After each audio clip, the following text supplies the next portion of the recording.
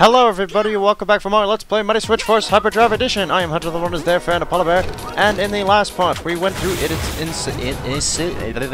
my god, my tongue is all twisted up already. Incidents 5 through to 10. And in this part, we're going to be doing incidents 11 to 15. Is that all good? Good. Now then. Yeah, so sorry it took so long to update this again, but, I don't know. Once again, I just didn't feel... I'm gonna try to get back into the mood of recording videos or possibly commentaries, depending on if it's pre or live or post. I really need to figure out the balance between the two, because honestly, I can't seem to decide. But, if you're seeing this video, then I probably will already be at MagFest. And I just discovered this yesterday, but Jake Kaufman is gonna be there. And may or may not have... No. MagFest will start on the day after this video goes up. That's right. Yes. You know, if I didn't say mention, fuck it. No, I think I did. Or whatever. Anyway, yeah, he's gonna be at MagFest, and I don't know when I'm gonna get him to sign. I don't even know. He's gonna be there. It's pretty exciting. My god, I have the pre-convention jitters. I am stupidly nervous. I really need to get that fixed. Like, honestly, I don't know. I need to get used to those feelings. Because I'm making MagFest one of my yearly conventions alongside Con Bravo. So, I really need to, you know, get these... Anyway, let's talk about this, alright? So we went through Incident 11. That was a bit... you know, tricky. The thing with getting the part-times without using the utterly broken super gun you get after you beat the first 16 incidents, is essentially not to use the super gun you get after you beat the first 16 incidents. Because, yeah, it's tempting.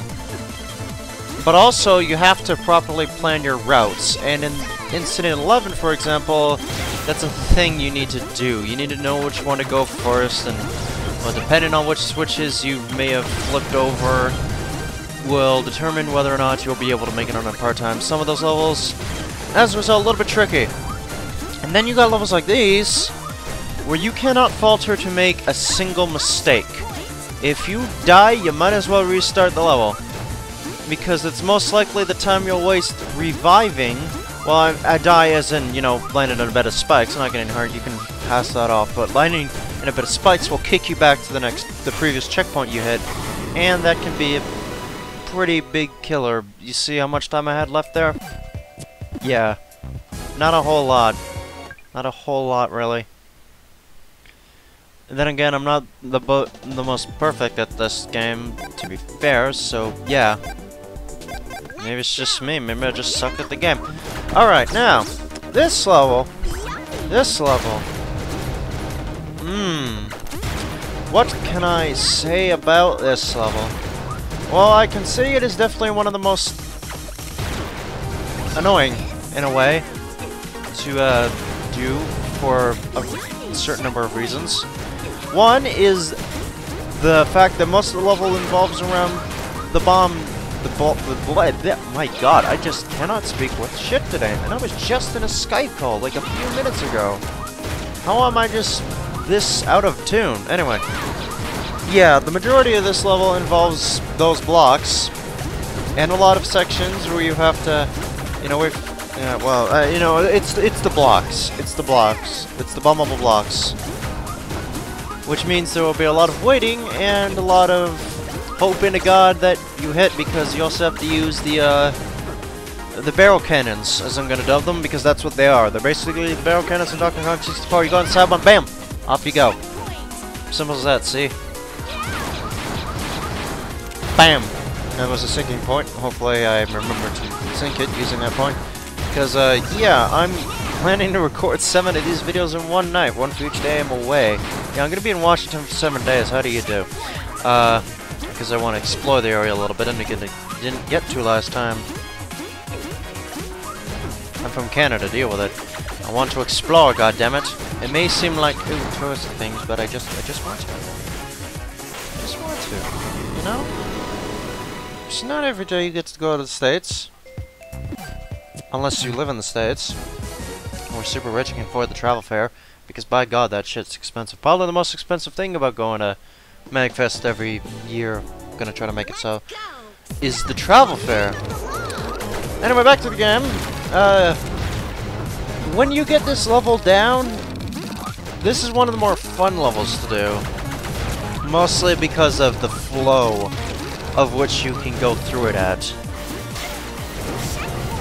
Yeah, you'll take a couple hits here and there, but you can do shit like what you're normally supposed to do here is to set it up so you have to switch from, or no, actually I think you do have to set it up like a strict bridge with the switch blocks, because it'd be a little bit difficult to switch between the two, and also a big waste of time if you constantly switch between the two, you know, states of the blocks every like half a second. Of course, there is one little hiccup in this level, and that is this area right here. And this little area right here is going to come back, and it's going to be nasty when we see it again. Which, by the way, we will, for the record. Just throwing that out right there for people who haven't played this game. Shit gets nasty. Task Manager, what are you complaining about? What's using up CPU? Nothing? Nothing? Probably nothing. Probably something. If I were to guess, I'd probably guess fast antivirus, which is taking up too many goddamn things of memory, as it always tends to do. Starting to. Has it crashed? Yes, okay. Wait, has it? No, it hasn't. I'm closing the program anyway. Anyway, that little distraction out of the way. We just wasted everybody's time talking about nonsense. Yeah. It was a bit of a tricksy level, but it's still pretty fun and entertaining level if you know how to do it good. Which you will through much, much practice. Or just brute force trial and error, which works. In fact, that's pretty much how I did it. I didn't like to think I did practice runs. I like to think I just retried the level as many times as it took to, you know, eventually win. Even though you technically don't have to get all the part times to beat the game, it's just kind of a bragging rights thing, really. And in fact, the thing that pops up telling you got all the part times, I think only shows up once, and that's, even if you erase all the data, I think it only shows up once, so I'm not even gonna get that, so, yeah. Maybe I'm wrong and I just don't remember. I did record this footage over half a year ago. I always seem to do that for some reason. I remember when I said this wasn't gonna be like a little Inferno. Oh, man. Well, I mean, it technically wasn't, because I am managing to finish this LP within a month-ish, give or take. Unlike Little Inferno, which I started in December and ended up finishing 3 months later. Okay, the same thing can be said for Paper Mario Thousand Year, but I'm going to continue that sometime middle of February. Maybe around Valentine's Day, to be cheeky about it. I do plan on continuing that. I just kind of fell out of the stint of doing that because, you know, work, co-op, school, and now that school's done, I have no reason to not. Except general laziness, which, you know, a lot of the time seems to be a cause of why I can't record things. But now that I got one of the biggest distractions out of my way, which is, you know, platinuming